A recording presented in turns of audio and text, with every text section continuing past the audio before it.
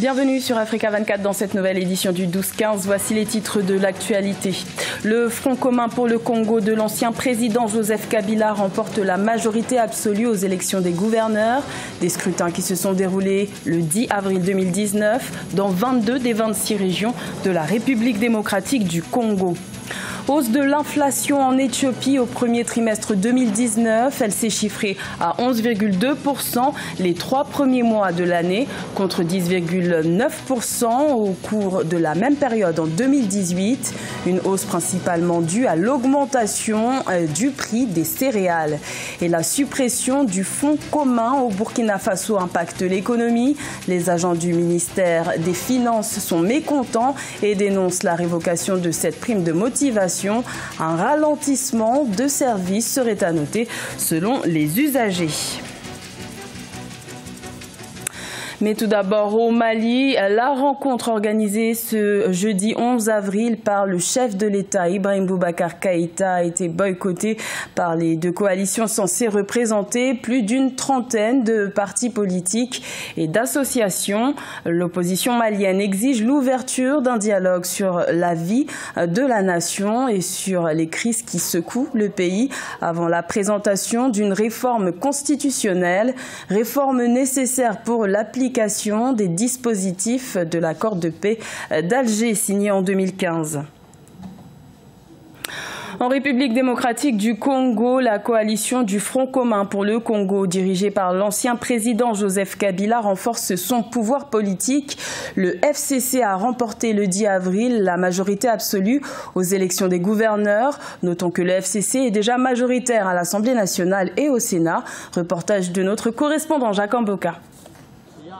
Il n'y a pas eu de surprise à l'élection de gouverneurs et vice-gouverneurs ce mercredi 10 avril en République démocratique du Congo. Le Front commun pour le Congo, la coalition autour de l'ex-chef de l'État Joseph Kabila, a remporté la victoire sur 17 des 22 provinces où les scrutins ont eu lieu. Kinshasa sera dirigé par Gentini Ngobila du FCC.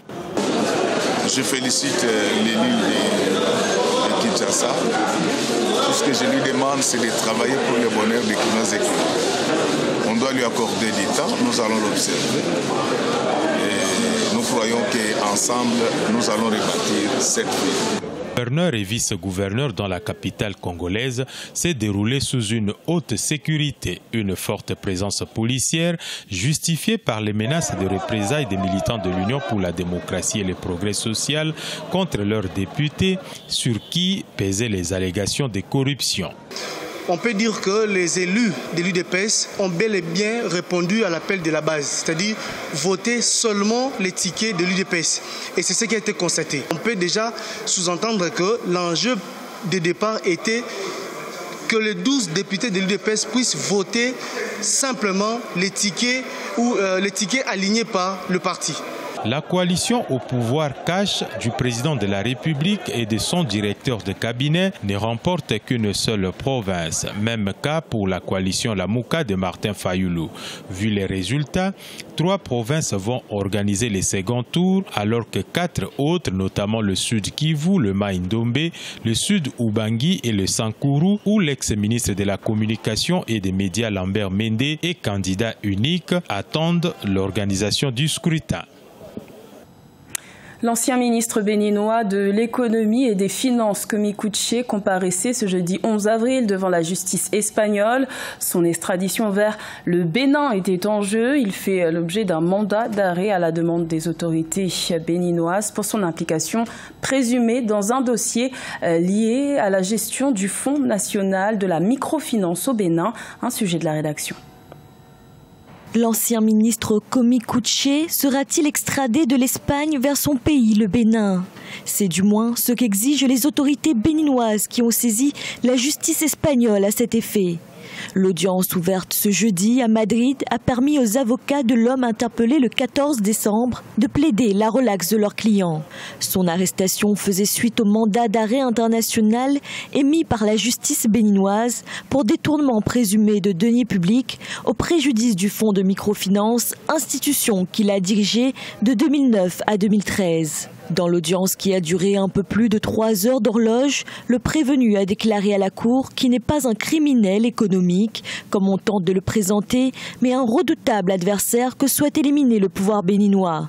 Des arguments repris par ses avocats à la barre qui n'ont pas manqué de critiquer sévèrement la CRIET, la Cour de répression des infractions économiques et du terrorisme, censée juger l'ancien ministre. On a remis en cause la légitimité de la CRIET. On considère que c'est un tribunal d'exception qui a été créé spécifiquement pour poursuivre les opposants et surtout Komikuche. On a mis en relief toutes les violations de droits et de libertés publiques. On a expliqué la situation actuelle du Bénin qui ne passe pas par ses meilleurs moments. Et puis après, on est rentré sur des détails beaucoup plus techniques, procéduraux, puisque la demande d'extradition était totalement irrégulière en fait et ne respectait pas les critères minimums pour que l'extradition de Komikuche soit acceptée. Les avocats de l'État béninois dans ce dossier, qui n'ont pas souhaité communiquer après l'audience, ont plaidé la bonne foi de l'exécutif et ont mis l'accent sur la farouche lutte que mène l'actuel président contre les infractions économiques. Arguments qui n'ont curieusement pas convaincu le procureur lui-même, qui a plutôt plaidé pour la non-extradition. Le procureur de la République, el fiscal espagnol, a demandé à ce que l'extradition ne se fasse pas. Pour la simple raison que la CRIET n'est pas une juridiction qui assure un procès équitable et dont la composition manque cruellement d'indépendance et d'impartialité. On pouvait remarquer dans cette salle d'audience du palais de justice située en plein centre de Madrid, l'épouse du prévenu, ses amis et ses proches, sans oublier nombre de Béninois venus le soutenir. L'affaire est mise en délibéré. Le verdict sera connu dans un délai de 5 à 10 jours. L'inflation est en hausse en Éthiopie. Elle se situe à 11,2% au premier trimestre 2019 contre 10,9% à la même période en 2018. Cette augmentation trouverait son origine dans la hausse des prix des céréales qui se serait répercutée sur les produits alimentaires. Plus de détails avec Nelly Claude-Bessa. Le Bureau éthiopien des statistiques a révélé qu'au terme du premier trimestre 2019, l'inflation a connu une progression de 11,2%, une légère hausse comparée aux 10,9% enregistrés à la même période en 2018. Pour les observateurs, cette performance est attribuée à la flambée du prix des céréales qui s'est répercutée sur les produits alimentaires, mais aussi à l'augmentation des prix de la location, des combustibles et ceux des transports.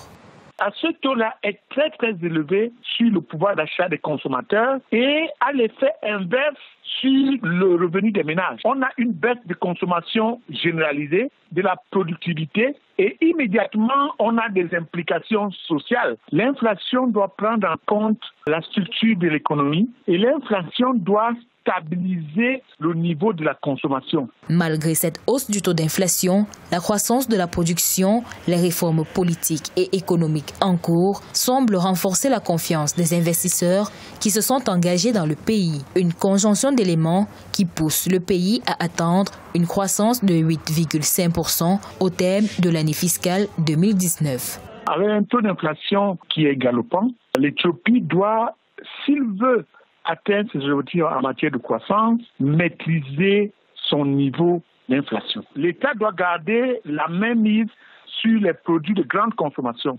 sur les taux de douane appliqués aux produits importés. Rappelons qu'en juillet 2018, le gouvernement éthiopien a décidé d'ouvrir le capital des sociétés d'État opérant dans le secteur des télécommunications et du transport aérien et maritime aux investisseurs étrangers afin de promouvoir le secteur privé. Le fonds commun est pomme de discorde au Burkina Faso. Depuis la suppression de cette prime de motivation, les activités au sein du ministère de l'économie et des finances tournent au ralenti. Les services sont moins accessibles selon les usagers. Les explications dans ce reportage de notre correspondant Jean-Paul Ouedraogo. Au Burkina Faso, la crise qui oppose les travailleurs du ministère de l'économie et des finances à leurs responsables est entrée dans une nouvelle phase. En effet, des usagers qui ont constaté ces derniers jours un arrêt de travail des agents dénoncent une stratégie de lutte à peine voilée. On dira clairement grève de fait, parce que pour le demandeur, notamment des services au niveau du Minefid, lorsqu'il arrive, il a une requête. Si elle n'est pas traitée, c'est qu'il y a un arrêt de travail, il revient plusieurs jours, cela n'est pas traité, c'est un arrêt de travail.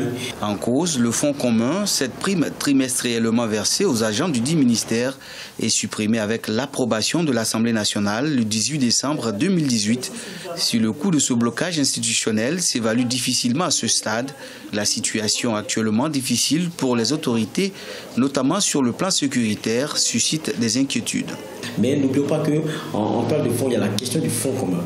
Alors que le fonds commun, la plupart des agents, notamment de ce ministère-là, on peut prendre des crédits auprès des banques sur la base de ce type de bonus-là. À titre de rappel, le fonds commun, selon les autorités, était passé de 7,43 milliards de francs CFA en 2010 à près de 55 milliards de francs CFA en 2017. Des chiffres qui, à leur révélation, avaient révolté de nombreux Burkinabés. Également dans l'actualité, le tirage au sort en vue de la phase finale de la Coupe d'Afrique des Nations de football 2019 s'effectuera ce vendredi 12 avril au Caire, en Égypte. L'Égypte, qui est le nouveau pays hôte à la place du Cameroun, le pays des pharaons, accueillera ce tournoi continental du 21 juin au 19 juillet. Un tournoi qui se jouera pour la première fois de son histoire à 24 équipes contre 16 auparavant. C'était le journal de la rédaction. Merci de l'avoir suivi. L'information continue sur Africa 24.